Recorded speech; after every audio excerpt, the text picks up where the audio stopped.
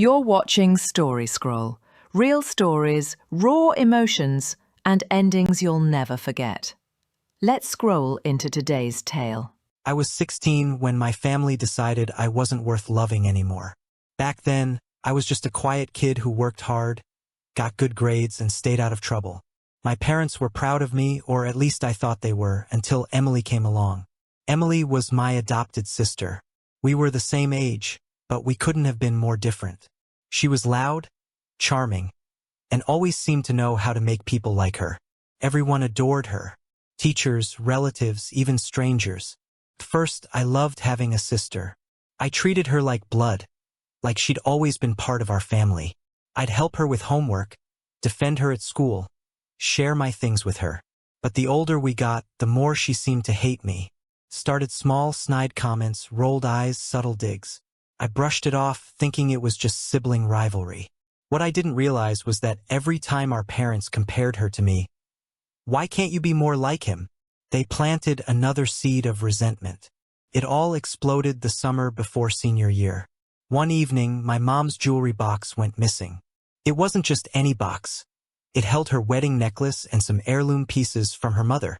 My mom was frantic. We tore the house apart, but it was nowhere to be found. Then, a few hours later, Emily walked into the living room crying, holding one of the missing earrings. She said she found it in my room. I froze. My dad's expression hardened instantly. He stormed into my room and started going through my drawers. I kept insisting I didn't take anything. But then he opened the bottom drawer of my dresser, and there it was. The entire jewelry box sitting right there under my clothes. I felt like the air was sucked out of the room. My mom gasped like she'd been stabbed. Emily covered her mouth in fake shock. I stammered that it wasn't mine, that I had no idea how it got there. But no one listened. Dad slapped me across the face so hard I saw stars. "You ungrateful thief!" he shouted. Mom was crying, yelling, "We took you in, and this is how you repay us? You're not even our real child." That line broke something inside me. I begged them to believe me, to let me prove I didn't do it. But they didn't want to hear a word. Emily stood behind them, pretending to sob while avoiding my eyes. I'll never forget that. How she couldn't even look at me while she destroyed my life. That night, my dad threw my backpack at me and told me to get out. No clothes, no money, no phone charger. Just me and a few school books. I remember sitting at the bus stop down the road, shivering under the flickering streetlight. It started to rain, and I just sat there, trying to process that my family had chosen to believe a lie. I thought maybe in the morning, they'd calm down and come find me. They didn't. Over the next few days, I tried calling, texting, even emailing them. No response. Eventually, my number was blocked. I crashed on a friend's couch for a while, but their parents didn't want family drama in their house. So I ended up at a youth shelter. I dropped out of school because I couldn't afford bus fare, much less lunch. I washed dishes in diners, carried bricks on construction sites, and sometimes slept in stairwells. Every night, I told myself one thing. One day, they'll regret what they did to me. It wasn't anger that kept me alive. It was the need to prove I wasn't the worthless thief they thought I was. A few months later, when I was working at a gas station, I met Mr. Reynolds. He was an older man who owned a small auto garage nearby. He saw me sleeping in the storage room one night after my shift, and instead of kicking me out, he brought me coffee and asked what happened. I told him everything. He didn't say much that night, just nodded and said, "Kid, the world's unfair, but you can either let it bury you or build something on top of it." He gave me a job at his garage the next week. I started learning everything about engines, systems, and machines. I was good at it, better than I expected. Mr. Reynolds became like the father I wished I had. He helped me get my GED, then paid for my community college classes when I couldn't afford them. From there, I worked my way up. I got a scholarship to a university for mechanical engineering. I graduated with honors, saved every penny, and eventually started a small tech company focused on industrial automation. It was slow at first, but I kept pushing. Over the years, it grew beyond anything I could have imagined. I built everything they said I'd never have. Still, I never heard from my family again.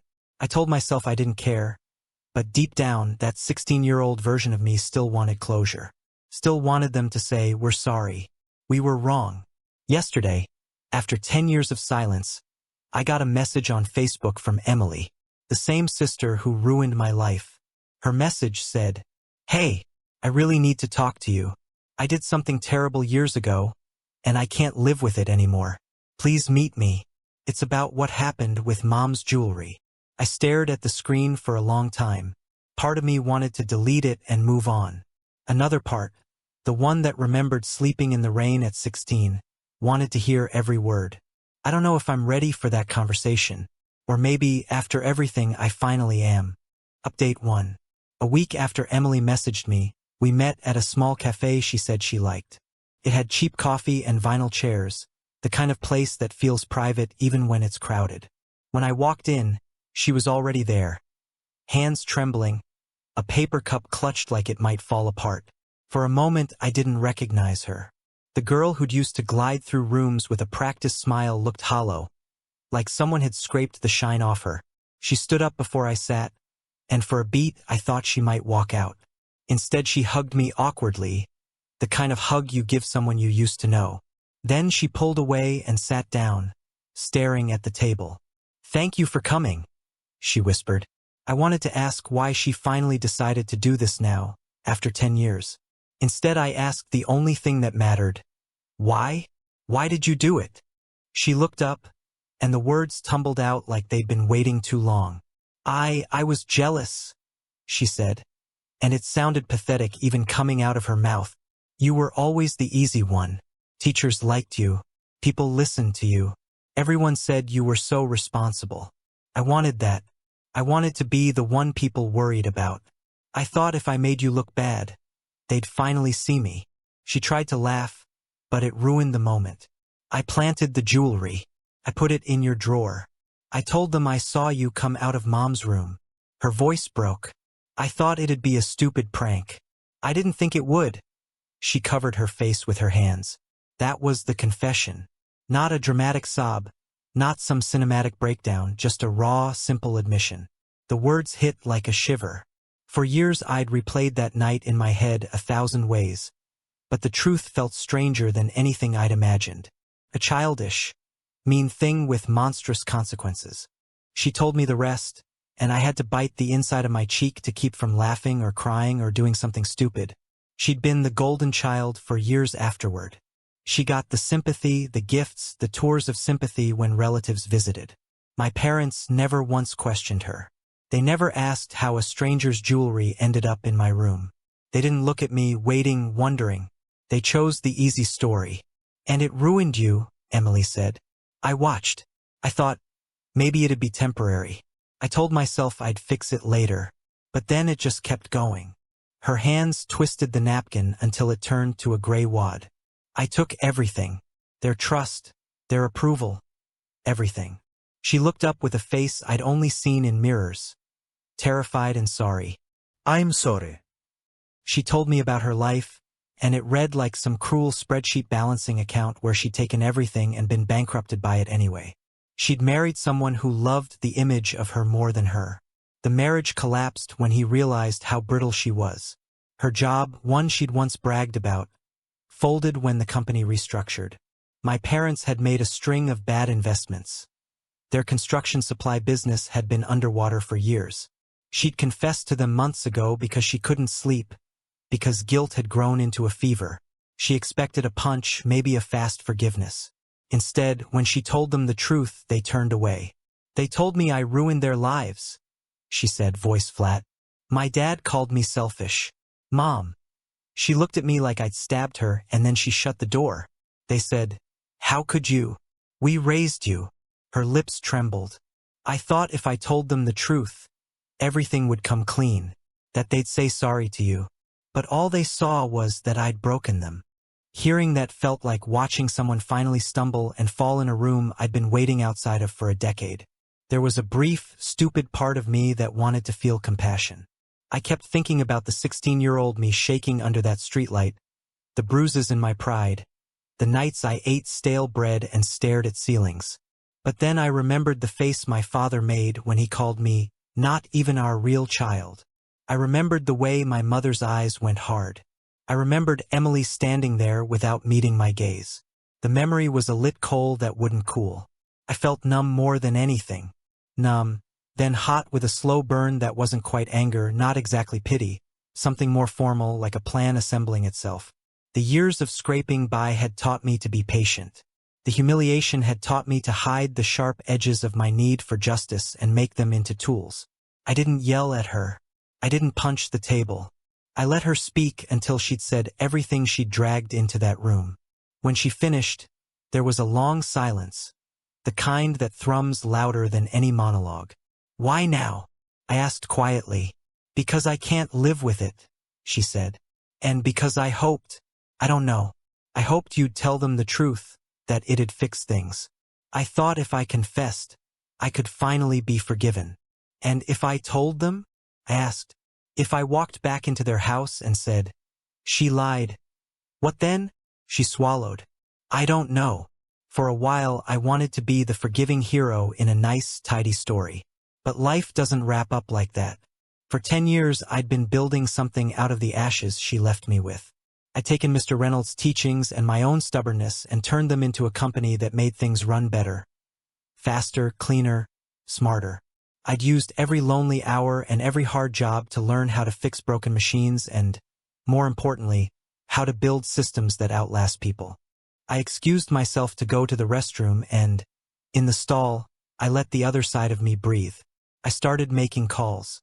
Not to friends, no, not yet, but to a legal advisor, someone who could do due diligence without leaving fingerprints all over an emotional scene.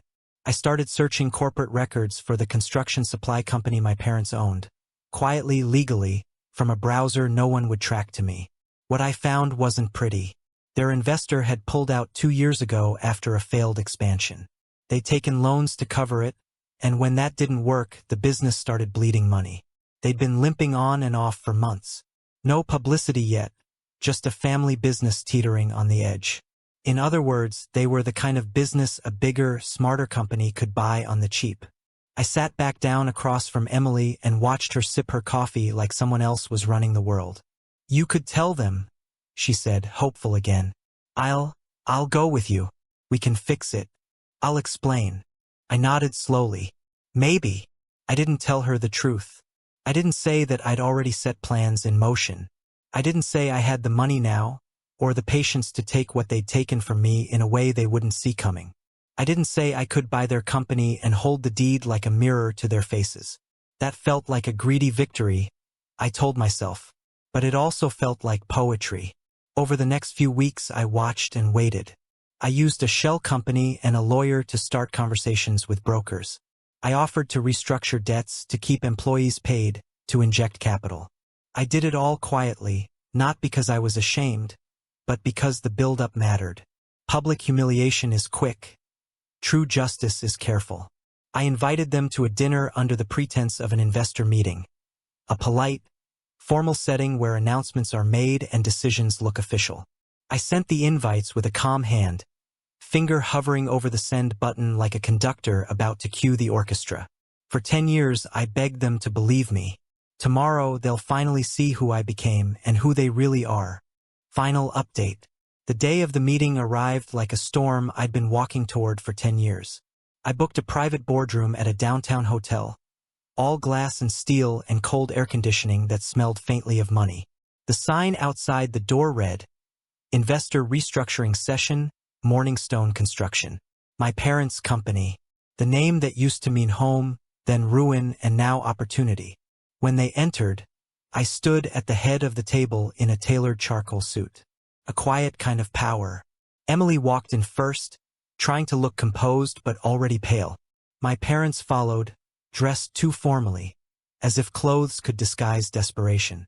The moment their eyes met mine, I saw the recognition flash, confusion, disbelief, and then something like fear. My father's mouth opened, then closed again.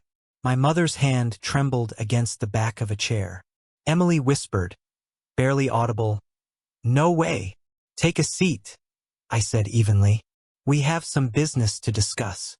They sat, and for a long, quiet moment, nobody spoke. The room hummed with that sterile, professional silence that always makes guilt sound louder.